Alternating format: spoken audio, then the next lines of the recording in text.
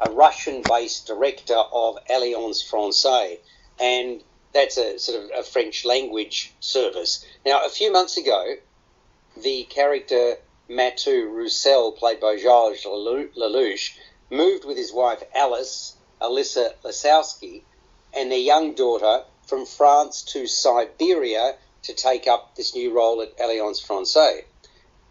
He's a considerate and caring father. His marriage, though, is on shaky ground after his wife cheated on him. But nothing can prepare him for what is about to go down, because one night, without warning, a Russian secret police barged into his home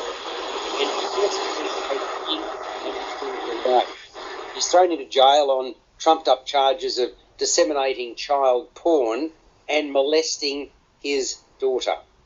Now, that's the start of his ordeal, which includes being bashed and escaping with the help of the daughter-in-law of a high-ranking Russian agent.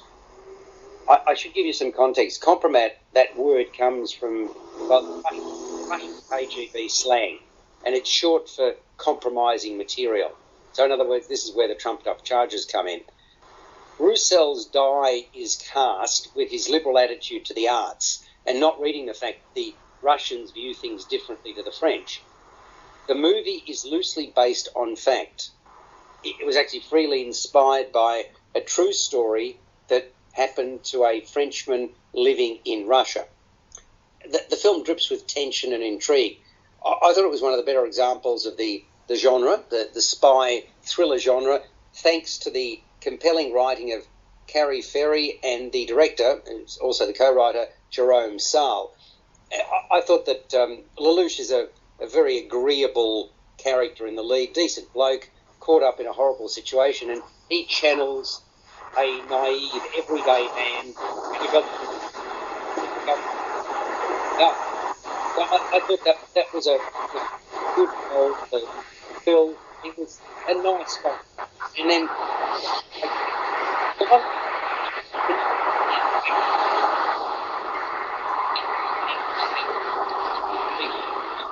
Can you hear that, Peter? Yes, you're breaking up a little bit, but I've just heard you. It is a very efficient and well-made thriller, based, as you say, partly on a true story.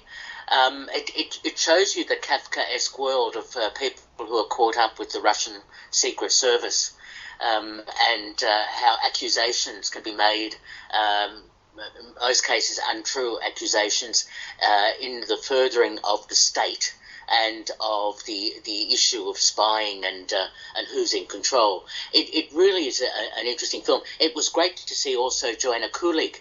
Well, that was what I was getting at, Peter. I really like the narrative arc given to the helper of the character Mathieu Roussel, and that is the character played by Joanna Kulig, who plays Svetlana. This is a woman all too aware of the tactics employed by the secret police. And while Roussel is far more open and effusive, Svetlana keeps her cards close to her chest, and in spite of that, she's determined to do all she can to help Roussel.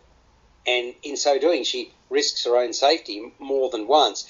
She's got this love-hate relationship with her physically and psychologically scarred husband, Sasha Rostov, who's a victim of the war in Chechnya.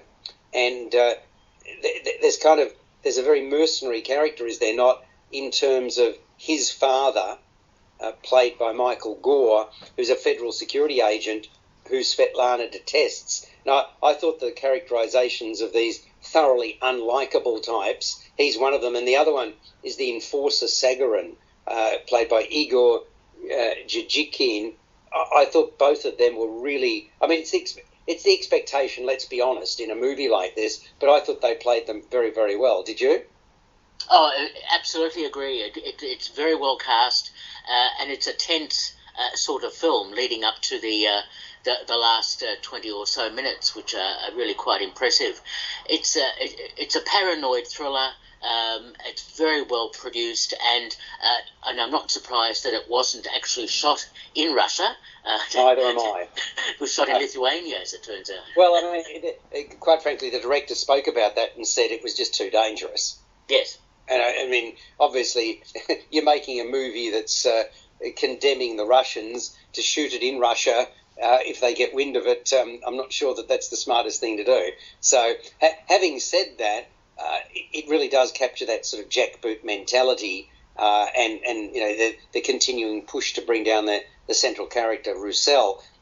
One of the things I've found is that even though it pushed past the 2-hour barrier, I thought the time passed quickly, Peter. I agree. It was so well constructed that I didn't notice the time at all. And I suppose what the film also reflects is the idea that if you're caught up in a totalitarian state, that there is really no escape, or most likely no escape. It's you're hiding for nothing in terms of trying to prove your innocence with a situation where control is out of your control. It's fascinating also if you think about it in the context of, when Australians go and travel overseas and then they get caught up in invidious circumstances abroad, and this happens unfortunately all too regularly, and then we call upon the embassy, or they call upon the embassy, and all sorts of groups are set up online and whatever, and the response most of the time seems to be that diplomatically behind the scenes we're doing what we can, but all too often it is, well, you're governed by the laws of another country the moment you step offshore. And in this case, the French are particularly weak, as is represented here, and are not. It's kind of like, we take the casualty because we don't want to offend the Russians. That's kind of the attitude, isn't it? Exactly right. And it wouldn't just be the French that would be compromised in a situation like Kompromat. Certainly there'll be other countries in a similar situation. I mean, we hear about Finland, we hear about a whole range of countries, Ukraine being a good example, where it's so easy to be compromised and to be caught up in conflict. Were you familiar with the term Kompromat before the movie, by the way? No, I had to look it up. Yeah, likewise. Yeah, Dave, what about you? Was that a term you'd heard previously? I'd heard it used in other spy thrillers just because I do like to watch Russian cinema and that. But I just found this to be one of those movies where it's every tourist's worst nightmare. I found my heart sank when that police raid happened because as someone who travels quite frequently, it's something that you always worry about. And I have been in a situation in Malaysia where a police officer suddenly turned around to me and asked me, did I want to tell him about the gun that I had? And he was carrying an M16. And you start to think about, am I going to spend 30 years in some prison? But I thought this film was really good in the sense that it showed how defenseless and helpless you are when you're put in that situation, how you need people in that country to help you. I did like that part about the embassy as well not helping, because I think that is kind of something we're seeing more of here in Australia even this week, with the question being asked in Parliament why the Australians aren't doing more to free Julian Assange, because as one of the points was made, would we be so reluctant to help Julian Assange as a country if that was Russia that he was in and not America? So there's all questions like that, and of course we're seeing it with a basketball star in Russia at the moment, where she's just been sentenced to some ridiculously long sentence just for having a joint on her, which she says wasn't hers. So yeah, we're seeing it. It's a controversial film in that sense, but I think it's an important film to see just how quickly things can go south in other countries. One question, I suppose, for you here. When do you... Because everybody, of course, denies they're a spy. And I'm not suggesting that he is a spy or he isn't a spy. People need to come along and see it for themselves. But I wonder, in a circumstance, because clearly spying goes on quite extensively, especially between the Russians and the Americans, but I would imagine between other countries as well, including potentially France and England and so on. So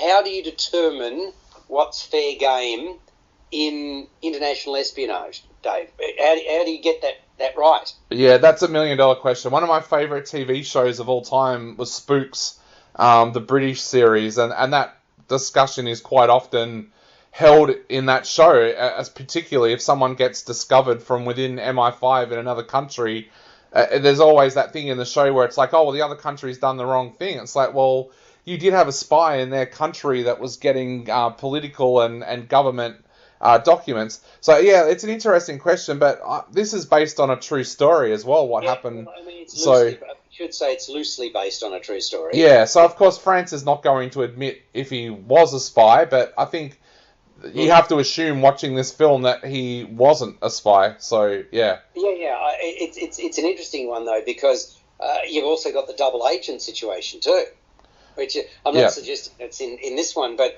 I mean, I like a really good spy thriller. I think that this one is really a good example of the breed, and it's engaging from the get-go, and you kind of, he grows as, the central character grows, doesn't he, Dave, as the movie progresses, because in a sense he's very naive to begin with, very much so, but he has to really grow just to try and survive. Yeah, otherwise he'll be swallowed up in a system where beatings and compromise and any excuses can be made up, and you don't need to have an excuse. And this is why you think about what goes on, especially I suppose as it's reported here in Russia and also China, or maybe China and Russia, and suddenly people disappear. So in other words, you might make an outlandish comment on social media in Australia and people can hold you to account for it, but over there you suddenly can find yourself no longer. You'd be disappearing without trace. And it's rather, to me, it's extraordinary that here we are in 2022 and the levels of sophistication in terms of getting rid of people are stronger than they've ever been. I mean, we're no longer in the Cold War, but we're more advanced in terms of the methods that people use to either rightly or wrongly expose somebody. And I suppose all of those issues were coming into my mind when I was sitting there watching Kompromat. So it's obviously doing its job. It's a movie I hope a lot of people will see, to be honest. I'm not sure. I know it's, some people are going to resist it simply because you have to read it, but I hope that doesn't prevent from going along and attending a Kompromat. What are you going to give it out of 10, Dave? Look, I'm going to give this one 8 out of 10. I did really like it. And I was just going to say, one of the things I found I really liked about this film, and I think it's something that Hollywood would have changed, is with the casting of Matai, he is a guy that you can relate to. He's an everyday guy. This is not Tom Cruise or Matt Damon trying to outrun Russian police. This is a guy that's just like you and I in that situation. And I think that makes this film even more powerful. I agree, the everyday man, but once again, the everyday man who grows from the experience because he has to, otherwise he'd be a goner. What do you think, Peter? Yeah, I really liked it. I was reminded of Navalny, the documentary about the Russian who was poisoned and etc. I mean, it's really well shot, Kompromat. The drab exteriors and interiors are really well lit. So the look of the film gives you that tension to begin with. Yes, I liked it. Very good film, 7 out of 10. And I'm giving it 7.5 to 8. So we're in similar territory on J Air.